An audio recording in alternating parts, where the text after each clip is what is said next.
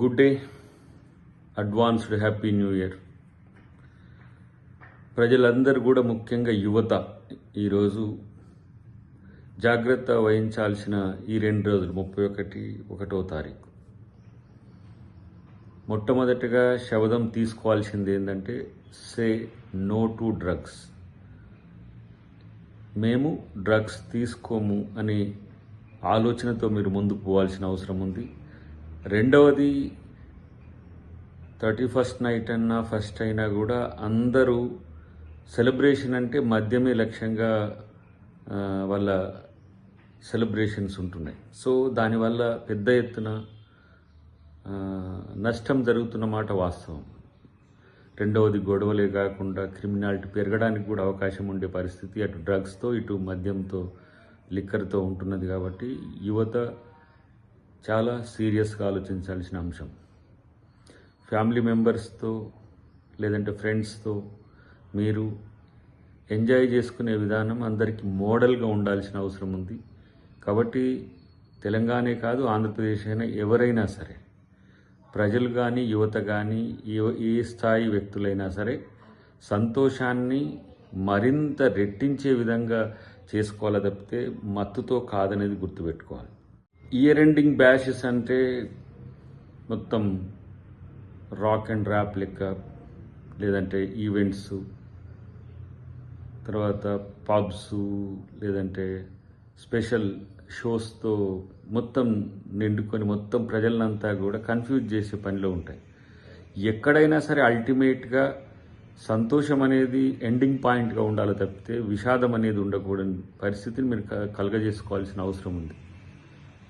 ఇటు ప్రభుత్వం, స్వచ్ఛంద సేవా సంస్థలు, లేదంటే ఎవరైతే సామాజికవేత్తలు ఉంటారో వాళ్ళందరూ కూడా చెప్తున్నది మన మంచి కోసమే అనే విషయాన్ని గమనించాల్సిన అవసరం ఉంది. తెలంగాణ ప్రభుత్వం అయితే ప్రత్యేకించి ఈ విషయాల్లో డ్రగ్స్ను ఏ విధంగా ఉక్కుపాదంతో అనగదొక్కాలనే ఆలోచన ఉంది. కాబట్టి మీరు ఎక్కడ కూడా వాటి పట్ల ఆకర్షితులు కాకండి.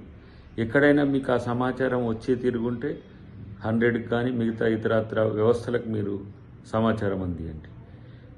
మద్యం కూడా ఈరోజు మితిమీరి తీసుకున్న పరిస్థితుల్లో కుటుంబాలు ఏ రకంగా ఇబ్బందులు పడుతున్నాయో మీరందరూ కూడా చూస్తున్నారు. కాబట్టి కేవలం year ending happy new year అంటే మత్తుతోనే కాదు సంతోషంతో ఉండాలనే అంశాన్ని ముఖ్యంగా యువత ముందు గుర్తుంచుకోవాల్సిన అవసరం ఉంది. ఎందుకంటే వాళ్ళే రేపు దేశానికి వెన్నుముక. కాబట్టి ప్రభుత్వం కూడా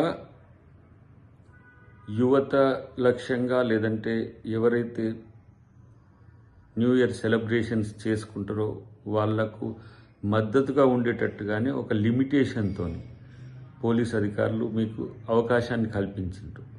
వాళ్ళకు సహకరించండి.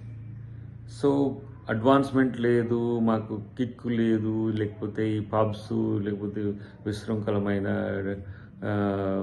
ఏమంటారు డ్యాన్సింగ్, ఇవన్నీ కూడా మీకేమీ అవి సంతోషాన్ని ఇవ్వవు.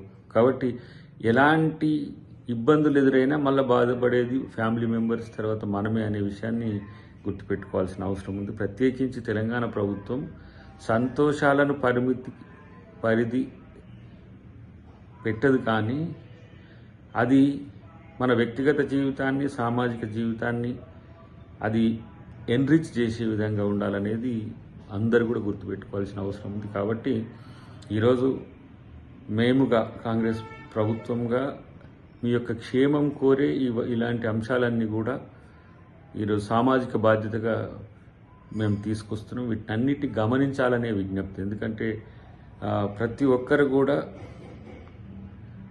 కొంత మొరేల్గా ఉండే ప్రయత్నం చేస్తే ఏ ఇబ్బందులు రాకుండా ఉంటుంది అనేది మా తాపత్రయం.